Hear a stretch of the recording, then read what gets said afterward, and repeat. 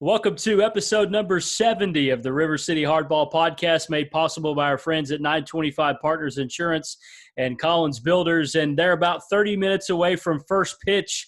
Fletcher and Wolfson get together tonight. Always a pleasure to welcome in the head coach of the Senators, Mike Grillo, and one of his outstanding pitchers, Gabe Moorer, join us on the program. And Gabe, I've got to hand it to you, man. You've been a part of 4 no-hitters this season, 2 by yourself. I say by yourself, you've had help from your teammates, but 2 no-hitters of your own, and then 2 combined efforts. I mean, what's this ride been like for you, Gabe? It's been fun. I've been having a pretty good season so far for the most part, but I feel like I worked hard for this like all fall and all off season, so I feel like it's just my work like coming to fruition. Gabe is not on the mound tonight. He's going to play at first base. Mike, this is what's this ride been like for you to watch what Gabe and your team has done? We talk about it all the time. Name one person that's ever seen anything like it. I mean, I can't. Never seen anything like it. And Gabe has worked very hard. He really has. And there's not a more deserving guy. He's done everything we've asked in the weight room, everything we've asked in fall ball, everything we've asked in the summer. So there's not a more deserving guy. And it's funny, at this point, we just call it the Gabe Show. And we kind of sit in the corner of the dugout and just cheer him on. I mean, we don't make any real adjustments. It's, hey, man, go out and do your thing. And the last one was really special, just kind of the circumstances around it. And I'm sure you'll get into those. But the last one was very special and never seen anything at that high level. Explain that, Mike. What made it special? So we were against Nice, which, as everybody knows, is always going to be a top team in the area. I mean, they've won a state championship in the past 5 years. And they threw their horse. They threw Tonk, and that kid is amazing. I mean, the way he can control his slider early in counts and late in counts, we were able to punch a couple across on him. And, we had a game plan, and it kind of worked out. But that's a team with multiple Division I commits, really good coaching. They had a great scouting report. And, Gabe struck out 14. But the most amazing part was Gabe had thrown 98 pitches after 6. And I go to him, I said, hey, great job. We're going to bring in Kyson. He's going to shut this thing down. And Gabe goes, well, I got 7 left. I said, you want 7? He goes, I want all 7. I said, well, you've earned them. They're yours if you want them. He said, okay, I'm going to take every pitch I got. Hey, absolutely, kid. They're yours. You've done everything you can do out here. There's no way we'll take it from you. So the way the rules are written is you can throw 105 pitches. But if you start a batter and then you go over 105 finishing the batter, you're allowed to go over 105. So Gabe had 7 pitches. He got the first 2 outs in 5 pitches. So he's got 2 outs. He's got 2 pitches left. So I look at everybody in the dugout and I whisper, said, this is the last guy. So everybody prepare yourself. Gabe's very well aware of the situation, and he knew what was going on.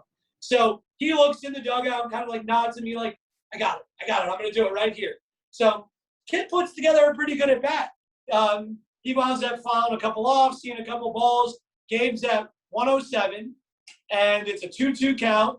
Gabe cockbacks, finds, probably 85 on the black outside, brings them up, 108 pitches, CG, 14 Ks against battling a Division I commit who was dominant as well.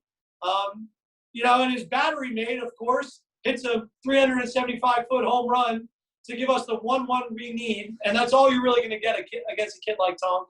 And, for Gabe to say, I want my 7 pitches, it just showed you how much heart he had put into that game.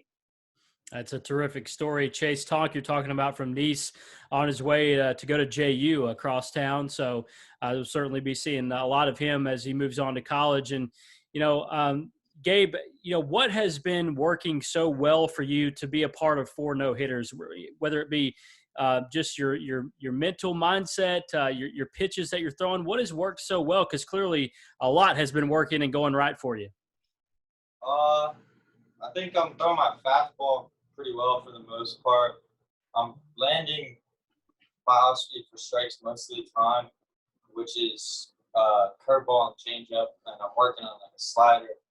But I feel like I mix like my velocities and my spinning, like the way the ball comes. I feel like I'm throwing a pitch, a fastball. I'm trying to blow you by this one pitch, and then the next pitch I'm trying to spin it and get you to swing at a bad curveball, and then I'm going with the super slow changeup or trying to get you to swing at a pitch out of the zone. I feel like I'm just getting up there and throwing it and thinking that I can get this guy, and all I have to do is just get this one batter, and then I can focus on the next guy. But I mean, I've got a lot of confidence, I guess, but I mean, I guess I'm just going up there not really thinking about it, and just,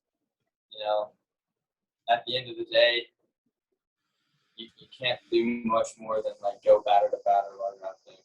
He is super confident. He comes in and tells me every game, I'm going to get all these guys out.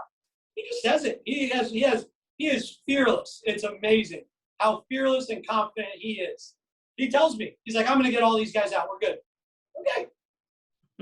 And he has, it's worked. I mean, that's, Mike, it's one thing to have confidence. It's another to actually show that and actually do it on the field, right?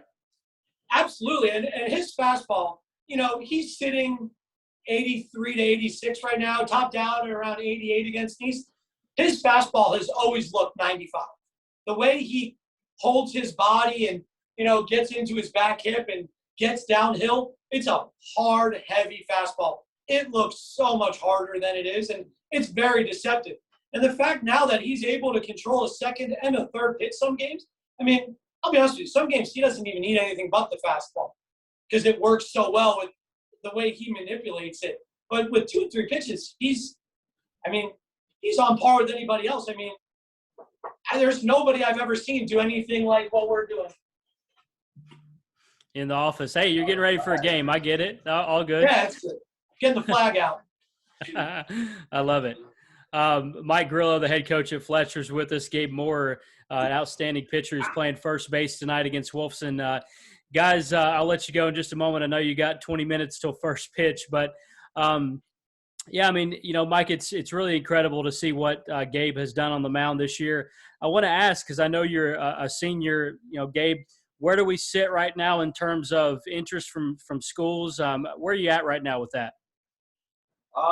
Well, definitely within the past couple of weeks, I've had just my phone has been like kind of blowing up with this college and then this college and then this college and then this college. So right now I'm kind of, seeing all my options and seeing which route would be the best for me, whether that be Division I or junior college or, close to home, away from home, all of that kind of stuff. But,